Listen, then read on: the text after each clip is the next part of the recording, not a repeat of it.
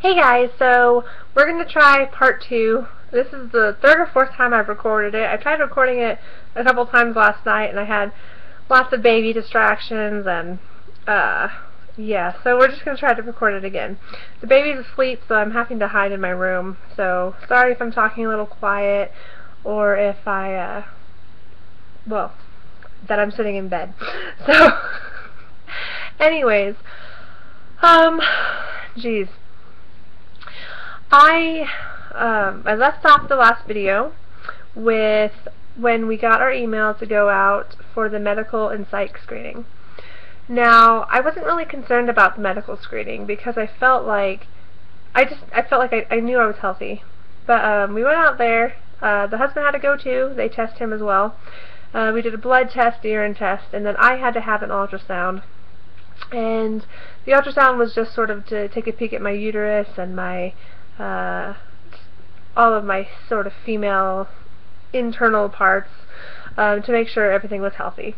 And it was. The doctor was kind of funny. He told me that my uterus was beautiful. And so that was cool. I'd never been told that before, but there was no scarring or anything, which is really good. The more scarring you have in your uterus, the harder it is for a baby to implant. So I had none, so that was awesome.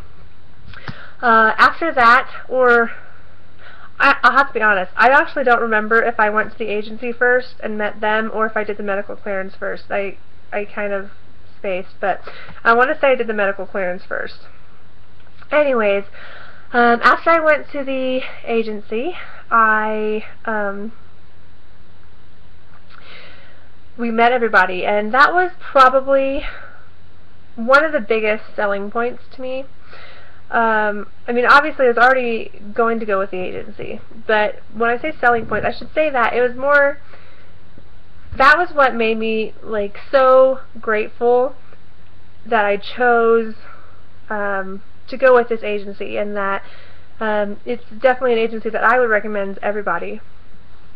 And I have actually. I've recommended it to a lot of my friends that have sort of talked to me about it. And it was just, I didn't know what to expect when I went there, you know, like I know that they deal with a lot of surrogates. Some make it, some don't, and I think, don't quote me, but I think I was told that the percentage was like 2 or 3% of the surrogates that apply actually make it in. So, you know, even though I had been through the application process and everything, I still was, I mean, they still had that chance to like turn me down. And so I was really nervous when I went there. I was like almost shaking, like on the cab ride over. So we go in, and everybody was just wonderful. Everyone was talking, you know, they talked, they were really friendly. It didn't seem like an office environment, you know, it seemed like you were going to go visit somebody, you know. It was really great. I did the psych test, which was online. It was like a 2-hour test. It was just questions, you know, like, do you ever do this? Do you sometimes think about this? Do you know, just that sort of thing. And I just told myself not to overthink anything because, sort of on a funny side note, one of the surrogates I had talked to had actually failed the first time she had took the test because she had sort of overthought all the questions.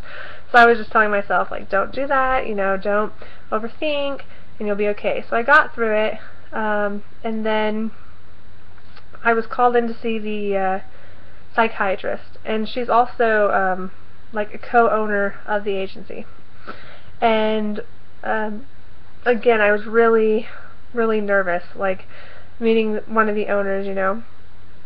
And she was just great, you know. She sat there with us and she talked and showed me that I passed the test, which was exciting. I wasn't crazy or anything. And then we just talked, you know. She kind of asked me like how I sort of got where I was, like how I got there, you know, and just sort of talked to me about it. And I thought it was so great because in any business, really, you know, and I don't really consider it like a business so much, but in any business, most like of the owners, the bosses, you know, they don't really interact with their employees or whatever, you know, and I don't know if we are really considered employees, but you know, it was just like it was a cool feeling to have her, like, to know that she had talked to almost every surrogate that had been through the whole process, you know, that she'd talked to them. And it was just, like, it was great, you know, you walked out of there and she's like, here's my number and here's my email, and if you ever need anything, you know, and it was just really great. So, we left on the plane, and we were told that we would find out about the medical clearance within, I think it was 7 to 14 days, and exactly 7 days later, I got the letter saying that I had been medically cleared.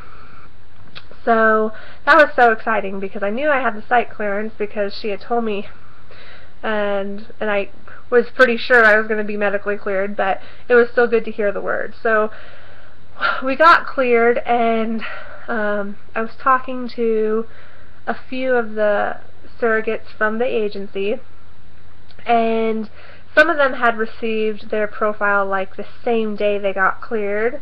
Some of them maybe it was like the next day or whatever, and so I waited and I didn't get one, and I waited and I didn't get one, and I was like, oh my gosh, like they don't think anyone's gonna work with me, you know, like it was so funny. And I mean, at the time, to me, I was, looking back, it's funny, but at the time I was like honestly concerned that no one was gonna like me.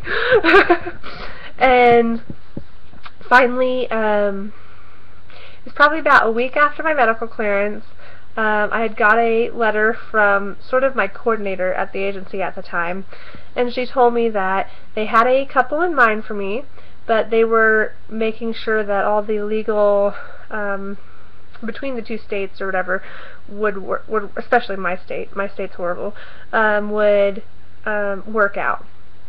And then it was either later that day or early the next day. Honestly, again, I don't remember. You might have like a more detailed account if you watch back my vlogs, but I got my first profile, and I was so excited and so nervous at the same time. It sort of, I can't really describe in words what I thought in my head, what I was expecting. But I felt like I had built it up a lot in my head, and I was like, oh my gosh, what happens if this isn't, you know, what I thought it was going to be. And I was worried. I was worried about it sort of ending like my independent matches did, you know, and I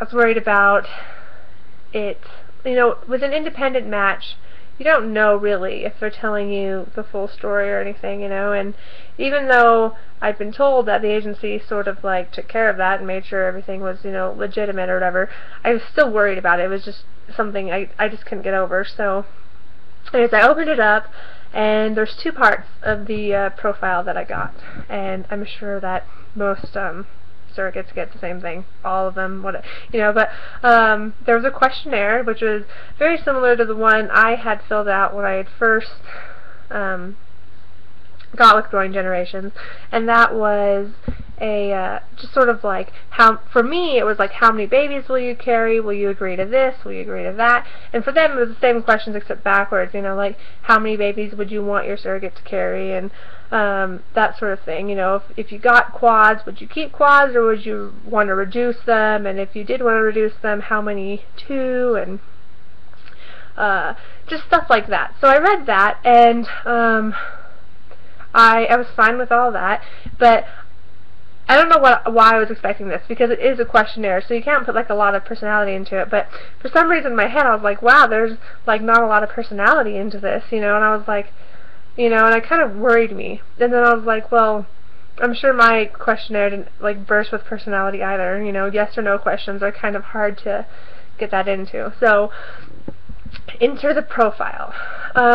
Now, I'm not going to go over what exactly was said in the profile, but I can kind of tell you sort of what, you know, they ask for basically like a story of them, so, you know, what brought them here. So I got to learn about the parents and what brought them to surrogacy. I got to learn about their support system, about what they envision for their children, that sort of thing. And it was just really awesome. Like, it brought me, I was like tearing. It was just, to read their story, it made it seem so much more real, you know, and to imagine going through that. And you know, I feel very lucky that, and I may have mentioned this in the first video. I've recorded these videos so many times I don't really know what I've said. But I felt so lucky that with my husband and I, we were like, hey, let's have a baby, and we did, you know. And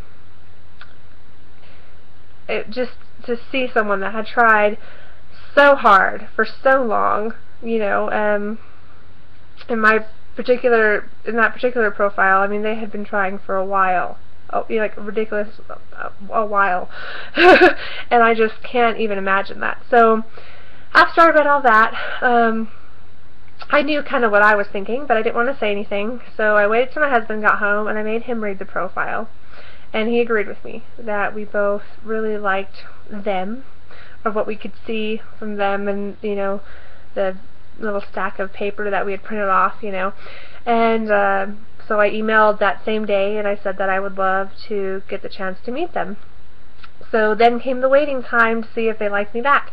And I will talk to you about that in the next video. So, bye.